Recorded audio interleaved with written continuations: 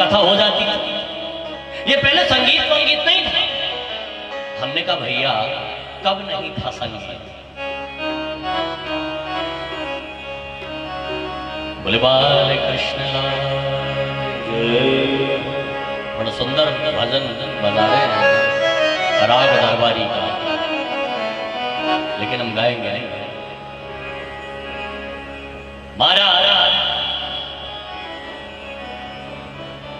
जब पहली बार इस धरती पर यह कथा गाई गई, उस समय भी संगीत बज रहा था। कौन बजा रहा था? बजाने वाले भी कोई साधारण नहीं थे। भागवत कह रही है कौन बजा रहा था कि प्रहलाद तालधारी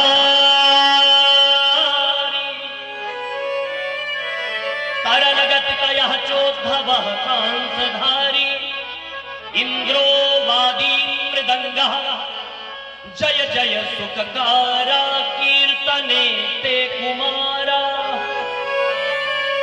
जब सनकादिकों ने कथा प्रारंभ किया तो सबसे पहले भैया प्रहलाद जी ताली बजाने लगे,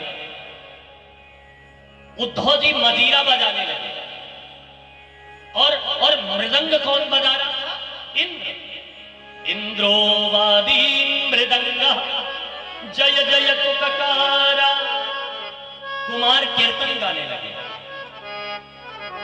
कुमार कीर्तन गाने लगे भैया। जय जय नारायण नारायण हरि हरि, जय जय नारायण नारायण हरि,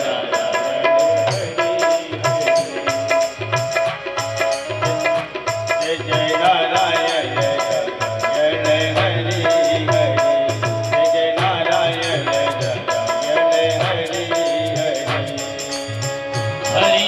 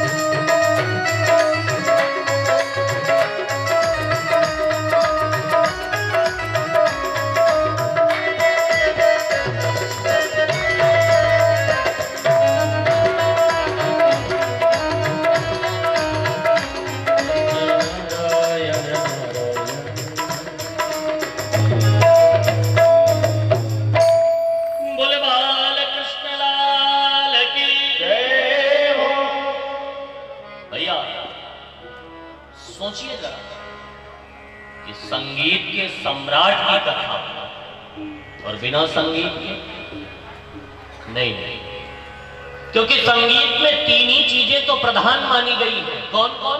क्या क्या? गायन, वादन और नृत्य। और तीनों में कन्हैया सर्वश्रेष्ठ है। कृष्ण का गान हमारे देश की पहचान है साहब। वादन भी कन्हैया का सर्वश्रेष्ठ है और नृत्य भी साहब। भारत की पहचान विदेशों में किन चीजों से होती है पता है? तीन चीजों से। विदेशों में भारत की पहचान तीन चीजों से होती है, नोट कर लेना। कौन कौन सी चीज? एक गाय से, दूसरी गंगा से और तीसरी गीता से। गीता से भारत की पहचान है। कृष्ण का गीत हमारे देश की पहचान है। और भैया वादन में भी कन्हैया सर्वश्रेष्ठ हैं, क्योंकि कृष्ण जब मुरली बजाते हैं ना तो गोपियां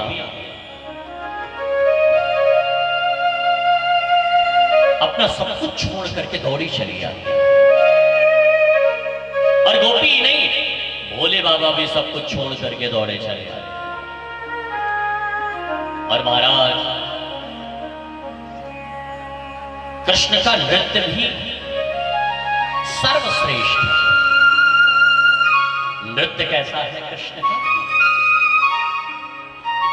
जब कन्हैया कालिया के ऊपर नाचने लगे तो भोले बाबा से भी रहा नहीं गया, वो भी भैया सब कुछ छोड़ करके दौड़े चले आए नाचने। नृत्य भी सर्वश्रेष्ठ, वादन भी सर्वश्रेष्ठ और गायन भी सर्वश्रेष्ठ। भैया जैसे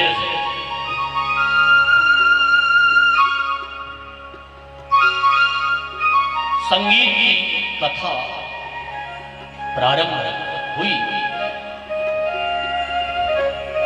3 श्लोकों में मंगलाचरण किया। भागवत के प्रथम स्कंद के पहले अध्याय के पहले, दूसरे एवं तीसरे श्लोक में बड़ा दिव्य मंगलाचरण है ये। जन्माद्यस्य यतोऽन्वयादितरतस् चार्थे स्वभिज्ञः स्वरा तेने ब्रह्महृदाय आदिकवये मोहयन्ति यत्सूरयः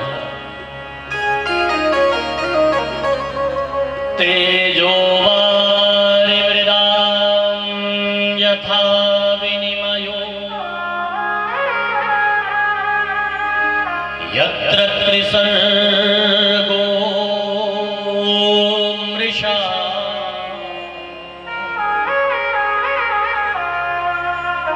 धाम्ना स्वेन सदा निरस्तकुहकम् सत्यं परं धीमहि। परम सत्यम धीमहि। परमात्मा मेरी बुद्धि को परम सत्य की ओर प्रेरित करे। अच्छा जरा थोड़ा सा आप गहराई में जाइए तो धीमहि शब्द कहीं और आता है, आपने कहीं और पढ़ा है। कहां? गायत्री मंत्र में। गायत्री मंत्र में भी धीमहि शब्द आता है। इस बात से एक बात यह कंफर्म होती है कि यह पुराण गायत्री परख पुराण है। धीमहि। अब गायत्री मंत्र की हिंदी में व्याख्या क्या होगी? क्योंकि संस्कृत में तो मैं माइक से उसे बोल नहीं सकता। अच्छा मंत्र कोई भी हो, वो गाने का विषय थोड़े ना आजकल की तरह। जैसे आजकल माइक लगा करके लोग गायत्री मंत्र का कीर्तन, कुछ लोगों को देखे तो घर में महामृत्युंजय का संकीर्तन चल रहा है। कुछ लोग भैया जैसे सावन का महीना आया, मलमास आया, तो शंकर जी के मंदिर पर बैठ करके शिव पंचाक्षर मंत्र का कीर्तन। और भैया जितना पुण्य नहीं उससे कहीं ज्यादा पाप कर रहे हैं, क्योंकि मंत्र का मतलब गाने से नहीं है। मंत्र का मतलब क्या होता? मंत्र किसे कहते हैं? मंत्र क्या है? मननात् त्रायते इति मंत्र, जो मन में मनन किया जाए। ये मंत्र गाया नहीं जाता ना, इसका मनन किया जाता है। मननात् त्रायते इति मंत्र। और आजकल तो भैया गायत्री मंत्र का भी कीर्तन। अच्छा तो भैया गायत्री मंत्र का हिंदी में अगर मैं आपको रूपांतरण करूं तो क्या होगा? सच्चित आनंद स्वरूप सृष्टिकर्ता प्रकाशमान परमात्मा के उस प्रसिद्ध वर्णीय तेज का हम ध्यान करते हैं, जो परमात्मा हमारी बुद्धि को परम सत्य की ओर प्रेरित करे। सत्यम परम धीमहि। जैसे कोई कवि, कोई लेखक, कोई रचनाकार, कोई पुस्तककार जब कोई लेख लिखता है तो सबसे पहले अपने इष्ट का ध्यान करता है, सबसे पहले अपने आराध्य का ध्यान। व्यास जी ने भी लिखा, लेकिन व्यास जी ने यहां भैया किसी देवी देवता का नाम नहीं लिया ना। जब प्रणाम का नंबर आया तो क्या कहा? सत्यम परम धीमहि, मैं सत्य का वंदन करता हूं। तो ये सत्य क्या है? ये सत्य किसे कहा जाता है? सत्य की परिभाषा क्या है? सत्य किसे कहते हैं भैया? जिस सत्य का वर्णन करते हुए गोस्वामी तुलसीदास जी महाराज रामचरितमानस में लिखते हैं कि धर्म न दूसर सत्य समाना, आगम निगम पुराण बखाना। धर्म न दूसर सत्य समाना, सत्य से बड़ा दूसरा और कोई धर्म है ही नहीं। और बाबा कह रहे हैं, ये मैं नहीं कह रहा हूं, आगम निगम पुराण, उपनिषद वेद पुराण कह रहे हैं। तो ये सत्य किसे कहते हैं? सत्य की परिभाषा क्या है जानते हैं? सत्य किसे कहते हैं पता है? सब जानते हैं, सबको पता है। हमको केवल याद दिलाना है बस। सत्य क्या है? सत्य किसे कहते हैं? सबको पता है, सब जानते हैं। थोड़ा सा याद करने वाली बात है बस, याद कीजिए जरा। हम लोग अपने घर में एक छोटी सी पूजा किया करते हैं। आज पंडित जी को बुलाओ, पूजा। अच्छा, तो पूजा किसकी होती है? आ? सत्य नारायण की, है ना? तो सत्य कौन है? नारायण। नारायण का मतलब नारम अयनम यस्सः नारायण। सत्य कौन है भैया? नारायण। दूसरा और कोई सत्य है ही नहीं। इस पहले श्लोक में नारायण का वर्णन किया और फिर धर्म प्रोजित कैतहोत्र परम निर्मत्सराणां सता वेद्यम वास्तवमत्र वस्तु शिवतम् तापत्रयोन्मूलनम्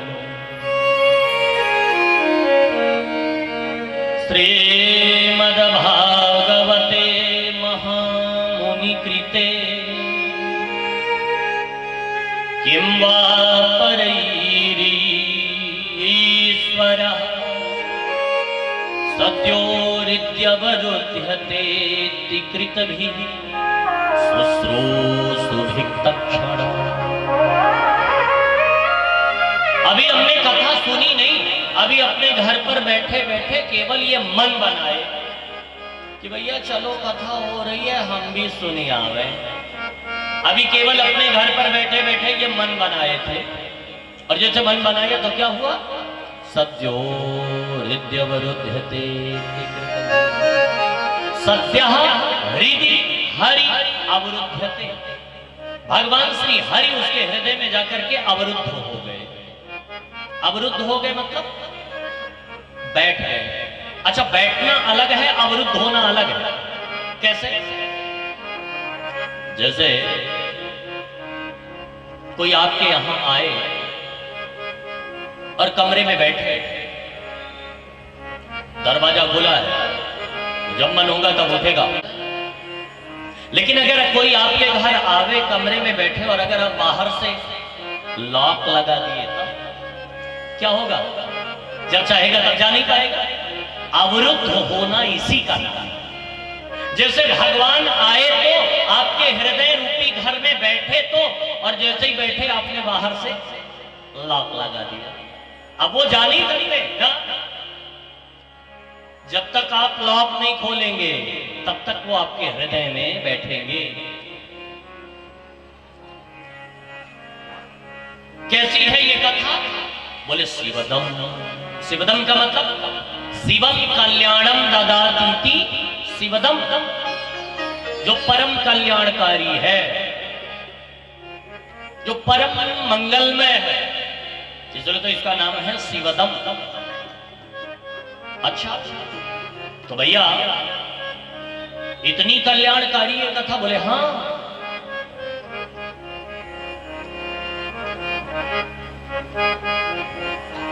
इसलिए तो भैया इसका नाम है शिवतम, जैसे शंकर जी का नाम। शंकर जी के भी कई नाम हैं।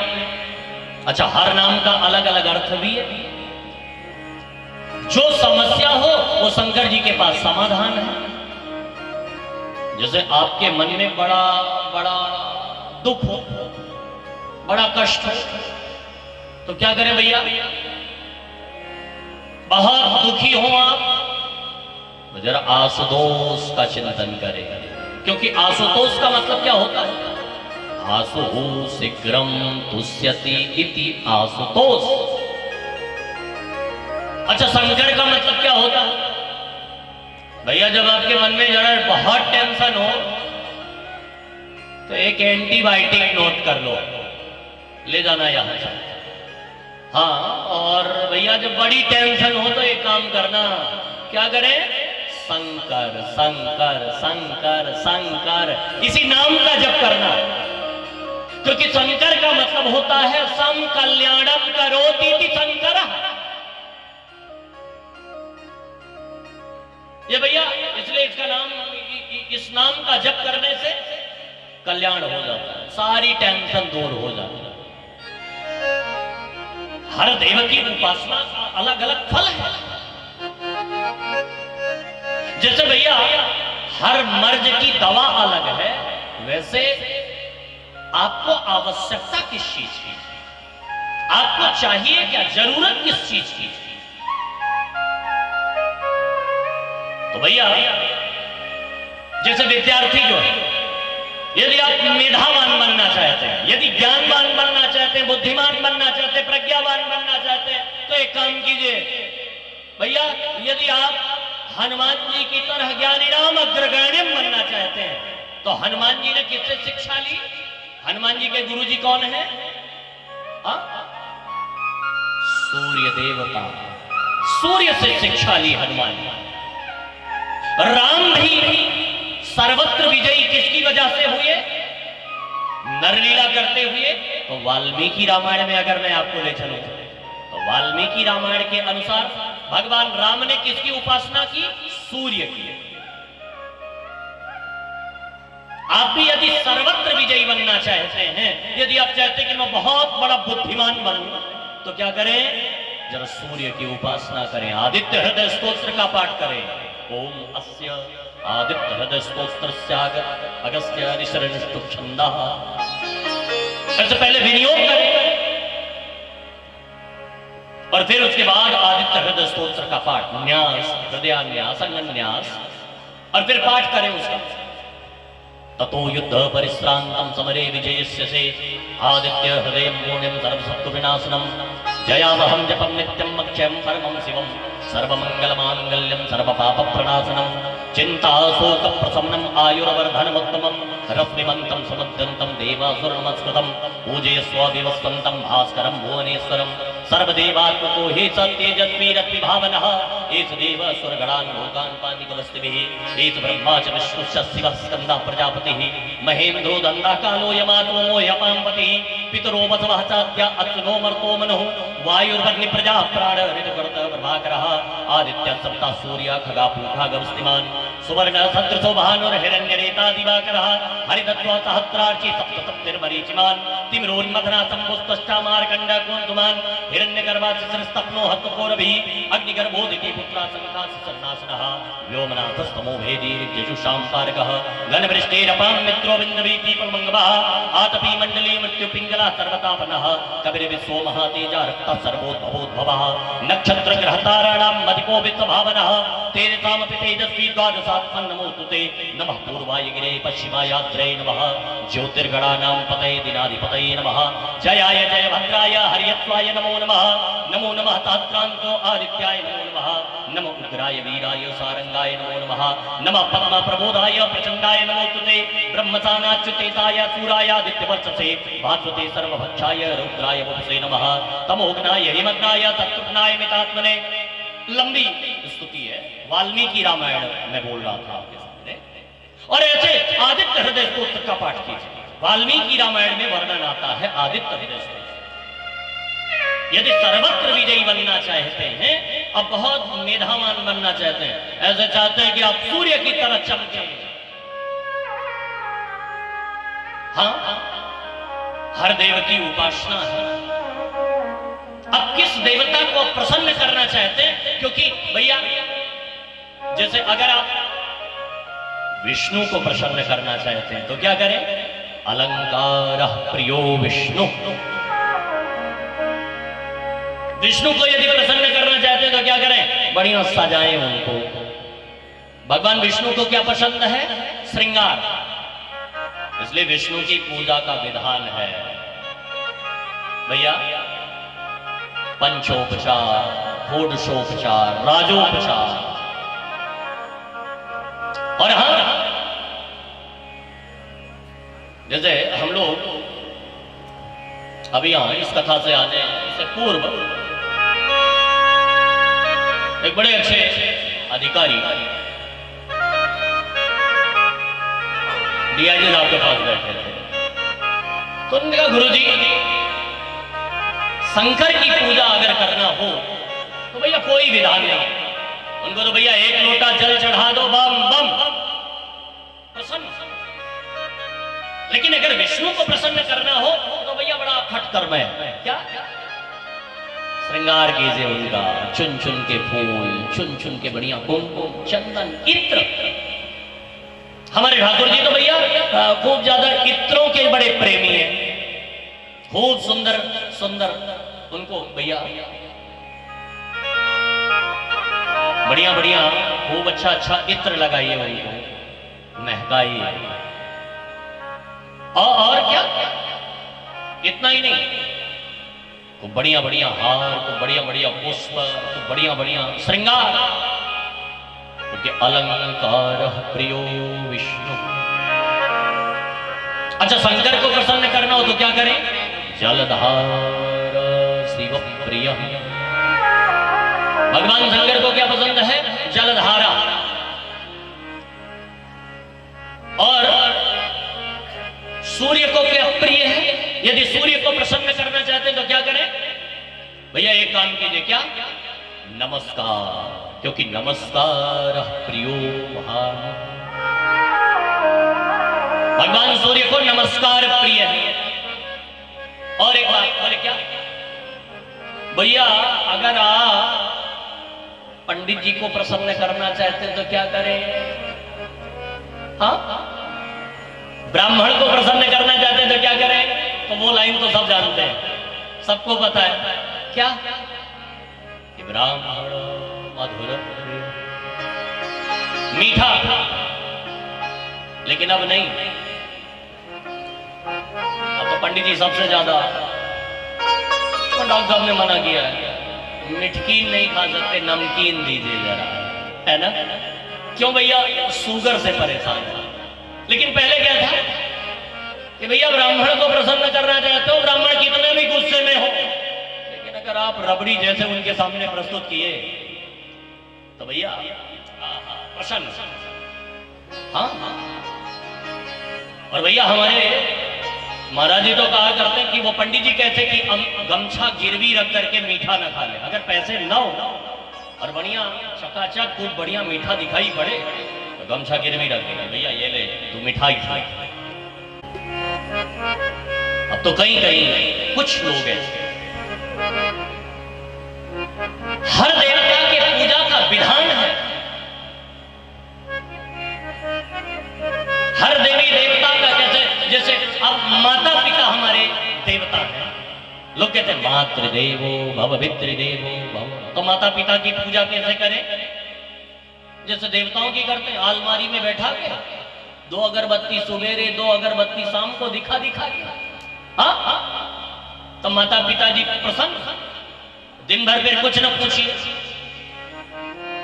अलमारी पे उनको बैठा दीजिए और भैया 2 अगरबत्ती सुबेरे 2 अगरबत्ती शाम को दिखा दीजिए।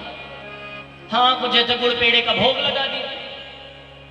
नहीं नहीं, माता पिता को यदि प्रसन्न करना है तो सेवा, उनकी पूजा कैसे है? सेवा। मुख के देवता अग्नि,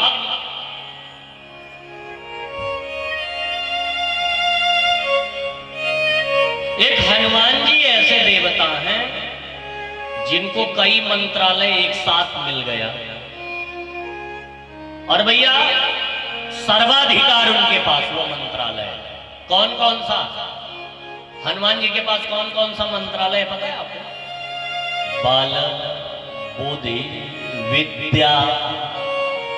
हाँ, बल चाहिए, बुद्धि चाहिए, विद्या चाहिए, तो तीनों डिपार्टमेंट हनुमान जी के पास है। आइए ले जाइए भैया। बल भी, इसलिए बल वाले जो पहलवान लोग होते हैं वो और किसी देवी देवता की मूर्ति रखे चाहे न रखे, लेकिन हनुमान जी को जरूर रखेंगे। बुद्धि जो चाहते हैं वो भी, विद्या जो चाहते हैं तो विद्यार्थी भी है ना। जैसे पेपर का जब दिन आता है, अभी पेपर चल रहा है, तो पेपर भले छूट जाए लेकिन हनुमान चालीसा नहीं। हाँ, और रास्ते में अगर कोई मंदिर मिल जाए तो जय हनुमान ज्ञान ज्ञान सागर जय कपीस जी, हे भगवान आपकी पास हो जाते हैं। अच्छा कुछ बच्चे तो हे भगवान फिर से कोरोना आ जाता। हाँ, पेपर वाला लफड़े खत्म। हाँ, बात नकल मकल वाला झंझट खत्म, अब डायरेक्ट पास।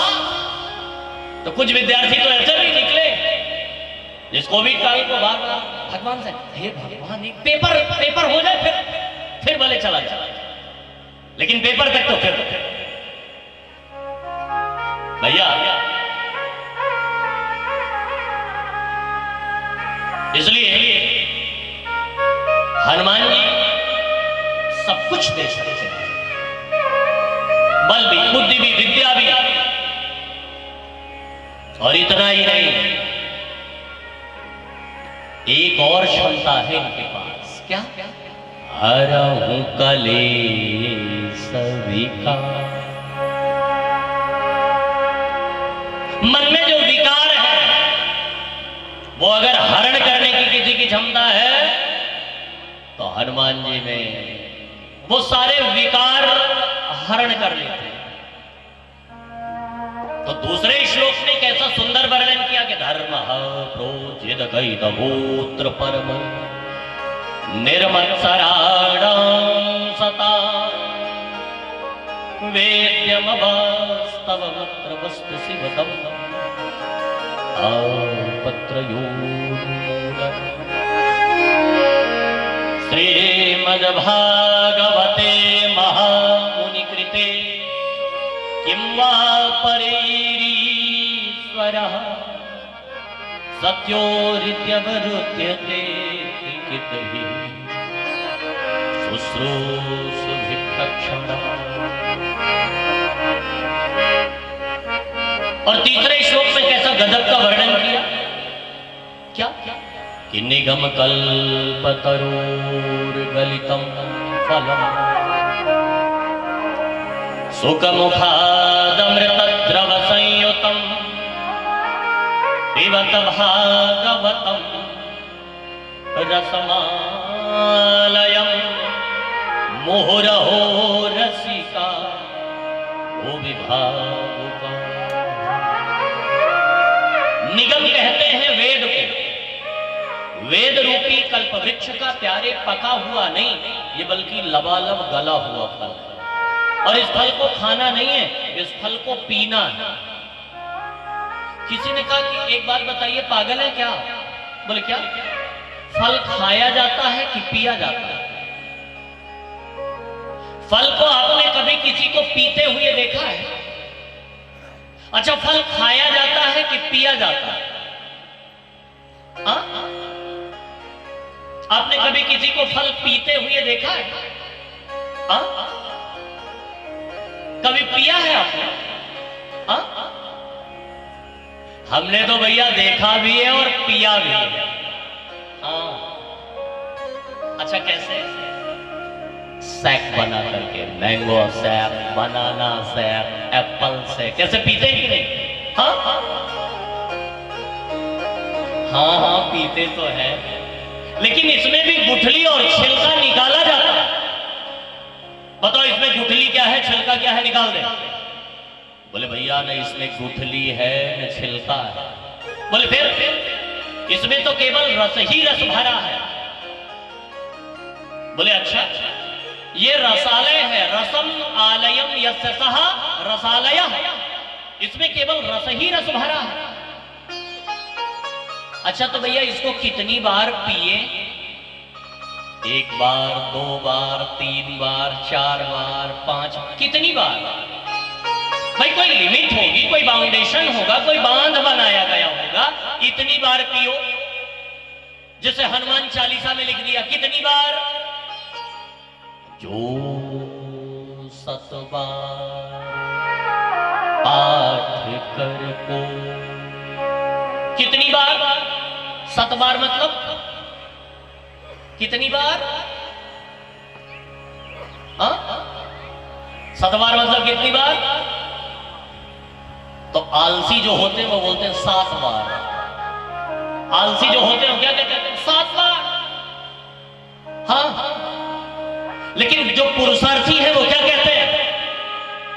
100 बार, क्योंकि सत का मतलब होता है 100 बार।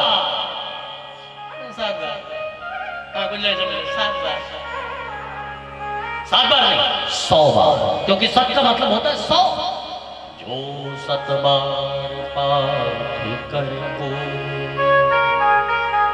छूट है बंदी महासुख हो।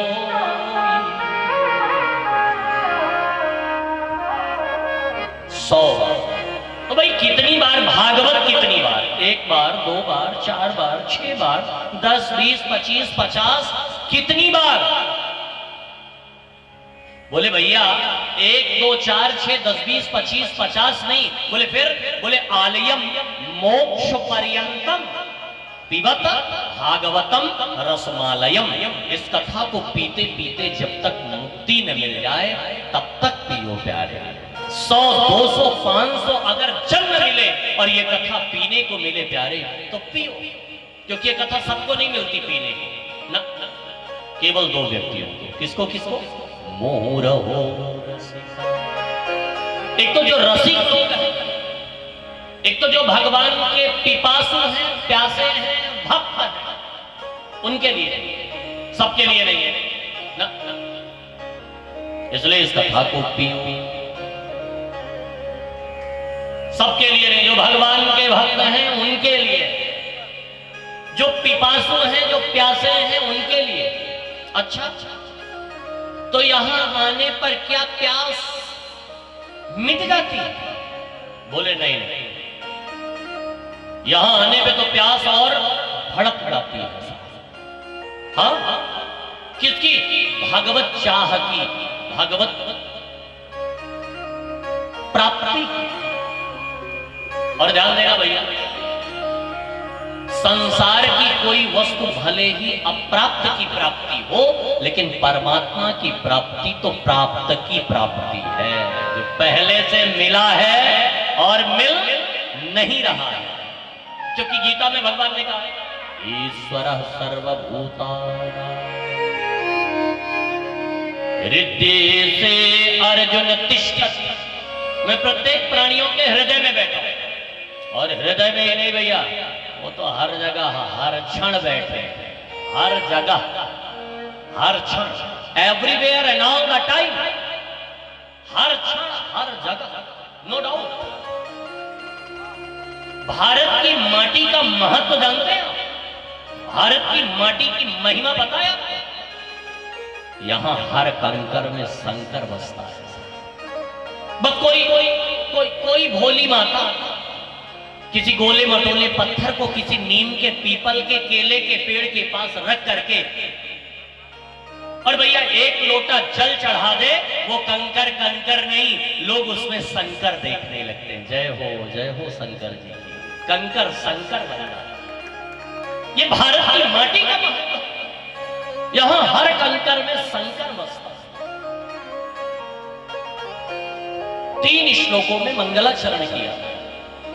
और फिर बड़ी पवित्र भूमि है जहां 88,000 ऋषियों की मंडली के मध्य परम आदरणीय श्री सूत जी महाराज विद्यमान है और सौनक जी महाराज उनसे प्रश्न करते हैं।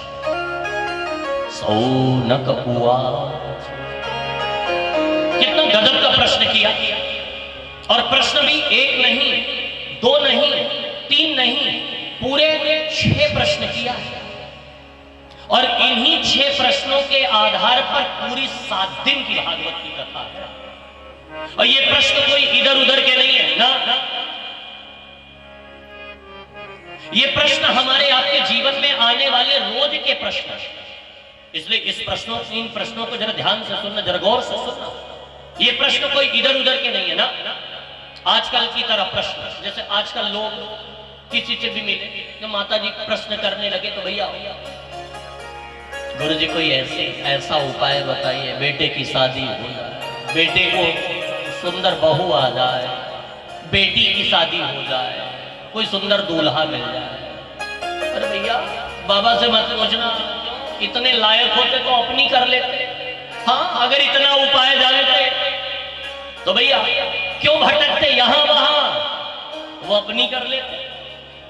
हाँ, मकान दुकान कैसे बनेगी, कैसे चलेगी, मत पूछना ना। इनसे तो केवल एक बात पूछना, क्या आप केवल इतना बताइए भगवान कैसे मिलेंगे, भगवान कैसे मिलेंगे, बस इतना बताइए, बस। हाँ, क्योंकि अन्न का कण और संत का क्षण ये बर्बाद नहीं करना चाहिए। ये जितना मिले इसे उपयोग कीजिए। इनको इन बातों में मत घुमाइए, मकान दुकान के चक्कर में मत टहलाइए ना, इसे उपयोग में लाइए। ये कुछ ऐसी चीजें हैं जो आपको जीवन में बड़ा परिवर्तन दे सकती हैं,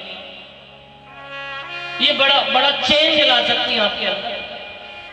अन्न का कण और संत का क्षण ये बर्बाद नहीं किया, इसे एकदम उपयोग में लाइए।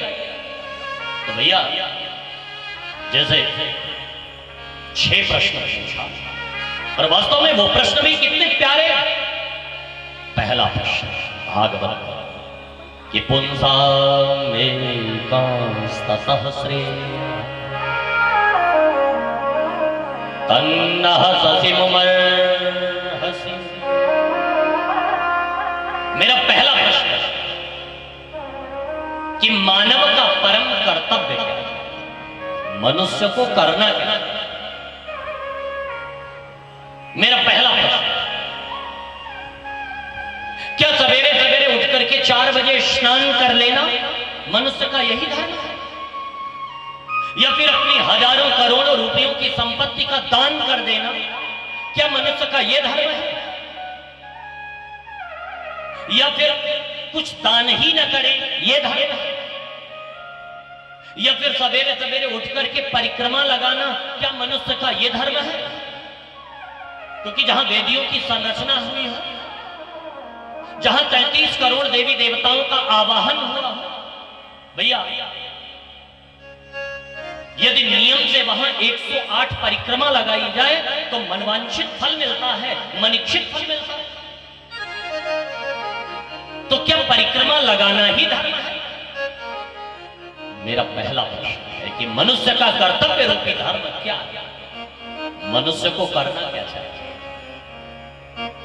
और दूसरा प्रश्न, मंदिर जाए तो किसको पूजे और किसको छोड़े। कोई कहता है शंकर जी सबसे बड़े हैं, कोई कहता है नहीं काली मैया सबसे बड़ी है, कोई कहता है भैरव बाबा सबसे बड़े, कोई कहता है नहीं हनुमान जी। हम तो बड़ी दुविधा में पड़ गए, क्या करें क्या करें। किसी व्यक्ति ने कहा आकर के गुरुजी एक समय मेरा बड़ा खराब चल रहा था, तो मैंने किसी पंडित जी को अपनी कुंडली दिखाई,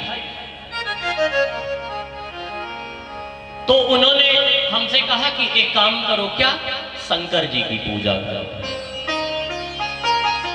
अब हम डेली शंकर जी की पूजा करें, लेकिन हमारा काम नहीं बना। हमने दूसरे पंडित जी को अपनी कुंडली दिखाई तो उन्होंने कहा अरे नहीं नहीं, आप तो एक काम करो भैया, हनुमान जी की पूजा करो। अब हम शंकर जी को छोड़ करके हनुमान जी को भैया डेली पूजा करने लगे और कंटिन्यू हनुमान जी की पूजा करने लगे। 2-3 महीने बीत गया, लेकिन हमारा काम नहीं बना।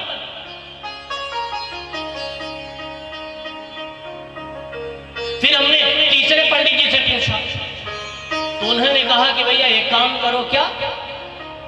कलौ चंडी विनायक, कलयुग में तो काली की पूजा करो। अब हम भैया डेली काली मैया की पूजा करने लगे, लेकिन हमारा काम नहीं बना। तो फिर चौथे पंडित जी से पूछा, उन्होंने कहा कि भैया एक काम करो, क्या? केवल केवल राम नाम जप, लेकिन उससे भी काम नहीं बना। तो हमने किसी अगले पंडित जी से पूछा तो उन्होंने कहा कि एक काम करो, क्या? राधे राधे, केवल राधे राधे। बड़े कंफ्यूज हो गए कि शंकर जी को पूजे कि हनुमान जी को कि काली मैया को कि भैरव बाबा को कि राम जानकी को कि राधा कृष्ण को, किसको? अच्छा, लोग आजकल मंदिर भी एक बनवाएंगे, दरबार 1000 बैठाएंगे। एक ही मंदिर में शंकर जी, उसी में हनुमान जी, उसी में काली मैया, उसी में भैरव बाबा, उसी में राम जानकी, उसी में राधा। अब हम एक लोटा जल लिए, 2 रुपया का प्रसाद, इसमें शंकर जी को चढ़ाएं कि हनुमान जी को कि काली मैया को, किसको? बड़े कंफ्यूज हो। अच्छा, बाहर निकले तो एक आध चबूतरा तो अलग से बना रहेगा। अच्छा, सबको हो गया तो चबूतरा छूट गया, मन में पूजा जो की है वो ध्यान नहीं, कहीं वो वाले नाराज ना हो जाए। अच्छा, आजकल तो और बड़ी विचित्र बात, क्योंकि आजकल तो गांव-गांव देवी देवता प्रकट होने लगे, है ना? जो महीनों महीनों नहाते नहीं उनको काली आती है। हाँ, अच्छा भैया, किसी को आती हो तो गलत मत मानना। किसी किसी को हनुमान जी आते हैं। अच्छा, हमको तो आश्चर्य सब लगता है कि जब चाहे तब बुला ले, इनके लिए इतने खाली भी बैठे रहते हैं कि नंबर डायल किया तो एक बार भैया कभी वेटिंग भी नहीं बताता ना, डायरेक्ट 2 फूल लौंग का लिए कि डायरेक्ट हनुमान जी आओ। अच्छा, उछलने भी लगेंगे हनुमान जी। अच्छा, ये वाले और अच्छे हैं, ये तो बताते भी हैं पड़ोसी को भेजा है, पेड़ा में कहीं के दहे। हाँ, ये रिश्तेदारी से आवा, फलाने समय भेजे लो। हाँ, ये तो बताते भी हैं। हम लोग एक जगह एक बार ऐसे ऐसी कौशाम्बी साइड ही कथा थी और हम लोगों को जाना था रायबरेली, ऐसे शीतला मैया के मंदिर की तरफ से जा रहे थे। तो हमने सोचा कि भाई चलो मैया का दर्शन करते चले। तो जैसे ही गए, लंबी भीड़, सब लाइन से जा रहे थे दर्शन करने। हम लोग भी अपना बगल से ऐसे चले जा रहे थे। तो सीढ़ी के बगल एक देवी जी अपना बाल खोले बैठे, उनके अगल बगल 4-6 हाथ जोड़े, जय हो जय हो जय हो। अच्छा, वो देवी जी ऐसे ऐसे, अरे हमसे न रहा गया, हमने पूछा क्या हुआ? तो उसमें से कोई एक बोल पड़ी, इनका शीतला आई है। हम कहा, भीड़ पगलान है जो उन मंदिर में जा रही है, जो शीतला मंदिर से बाहर निकल के बैठी है। तो भीड़ यहां क्या करने जा रही है? नारियल तो इधर फोड़ना चाहिए। हाँ, बड़ी विचित्र स्थिति। किसी को शंकर जी आ रहे हैं, कहते वहां, अरे एक बार तो शंकर जी की बात याद आया हमको, हम लोग थे साउथ इंडिया की तरफ इधर। और भैया छठे दिन की कथा थी। विश्व के धनियों में जिनकी चर्चा होती है, जिंदल साहब, उन्हीं की राम मंदिर में कथा थी और वो भी बैठे थे, जिंदल फैक्ट्रीज के मालिक। खसाखस एकदम अपार। जैसे ही रास का प्रसंग चल रहा था, भोले बाबा रास का दर्शन करने जा रहे थे, तो हम लोग कोई भजन गुनगुनाने लगे। तो एक देवी जी खड़ी हुई और पूरी भीड़ को कचरती। हम एकदम शांत, हम सोचे क्या हुआ। तो उसमें से कोई बोला, इनका शंकर जी आवा। हमने कहा भैया इनका आवा है, लेकिन ये इधर क्या करने आ रहे हैं? बोले रास देखने जा रहे हैं। हमने कहा कि भैया उधर उधर बैरिकेडिंग की उधर करिए। हाँ, बड़ी विचित्र स्थिति। आज किसी को शंकर जी आ रहे हैं, किसी को हनुमान जी। अर्जुन जैसे योगी को, अर्जुन जैसे तपस्वी को भगवान की झांकी का दर्शन करना हुआ, तो कृष्ण ने अपनी दिव्य चक्षु प्रदान की। और आज साधारण बड़े बड़े महात्मा, जिनका जीवन हजारों हजार वर्ष तपस्या करते खंडरों में रहते बीत गया, उनको कभी कभी भगवान की झांकी के दर्शन नहीं हो पाते। और आज किसी को हनुमान जी, तो किसी को काली, किसी को भैरव, किसी को दुर्गा। गजब तो तब हो जाता है जब देख कहते हैं हमारे देवता घुसाहा है। हाँ, ये बॉटल लेंगे। हाँ, तो कोई बॉटल पे मंगा रहा, तो कोई किसी पे, कोई किसी पे। क्या स्थिति है? हम किसको पूजे और किसको छोड़े? यदि ये सही है तो इन्हीं को पूजे, और गलत है तो फिर भ्रष्ट। तीसरा प्रश्न, वेद में परमात्मा का नाम है अजन्मा, अयोनिजा। वो कभी जन्म नहीं लेता। यदि वो अजन्मा है तो जन्म कैसे? वसुदेव और देवकी के यहां कृष्ण बन करके आने की आवश्यकता क्या है भैया? और इतना ही नहीं, दशरथ और कौशल्या के यहां राम बन करके आए क्यों? यदि वो अजन्मा है तो जन्म। आप कहेंगे राक्षसों का संहार करा। जिस परमात्मा के पास इतनी बड़ी शक्ति का वर्णन तुलसीदास जी वर्णन करते हैं कि भृकुटी विलास सृष्टि लय, वो राक्षसों को मार दिया। यदि वो अजन्मा है तो जन्म कैसे? आप कहेंगे जन्म नहीं, भगवान के अवतार होते हैं। ले यहां भी कंफ्यूजन। कोई कहता है ईश्वर एक है, कोई उनसे ज्यादा ज्ञानी आया, वो कहता है नहीं नहीं, भगवान के 10 अवतार हैं। कोई उनसे बड़ा तत्ववेत्ता आया, वो कहता है नहीं, 24 अवतार हैं। कोई उनसे बड़ा ज्ञानी आया तो सबकी बात खारिज, उसने एक लाइन में सबकी बात काट दी। क्या? कि हरि अनंत, हरि कथा अनंता, कहीं सुनहि बहुविधि सब संता। हरि अनंत, हरि कथा अनंता, कहीं सुनहि बहु विधि सब संता। अब मैं क्या मानूं? ईश्वर एक है कि 10 है कि 24 है कि अनंत है? शास्त्रों में परिप्रेक्ष्य दृष्टि से भगवान का अवतार भी हुआ तो कितना? और बाबा 5वीं बात, वक्ता वो श्रेष्ठ नहीं है जो छोटी सी छोटी बात को बड़ी सी बड़ी बना करके बताने का प्रयास करे। नहीं, बोले फिर वक्ता तो वो श्रेष्ठ है जो गागर में सागर भरने का प्रयास करे।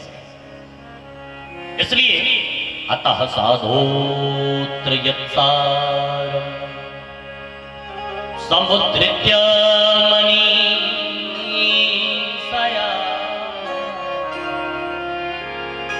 शास्त्रों का सार क्या है, मुझे केवल आप ये बताएं। निचोड़ जो हो, मैं बहुत कहानी कथानक सुनने नहीं बैठा, मुझे केवल शास्त्रों का सार बताइएगा आप बस। और एक बात बोले, क्या? छठवीं और अंतिम बात कि ब्रूहि योगे करे कृष्णे ब्रह्मणे धर्मवर्णि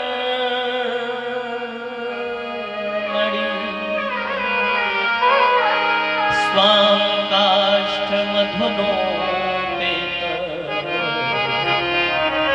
धर्मकं शरणं गतः।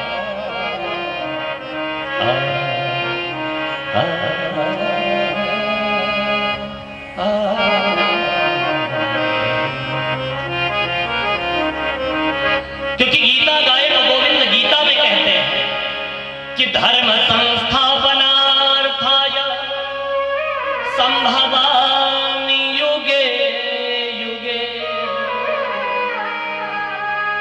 मैं धर्म की स्थापना करने के लिए युग युग में अवतार लेता हूं। एक बात बताइए, जब भगवान धर्म की स्थापना करके और अपने धाम चले जाते हैं तो धर्म तो बेचारा अकेला बसता होगा, धर्म तो अकेला हो जाता हो, तो धर्म आश्रय कहां लेता है, धर्म शरण कहां लेता है? आप कृपा करके मुझे यह बताइए।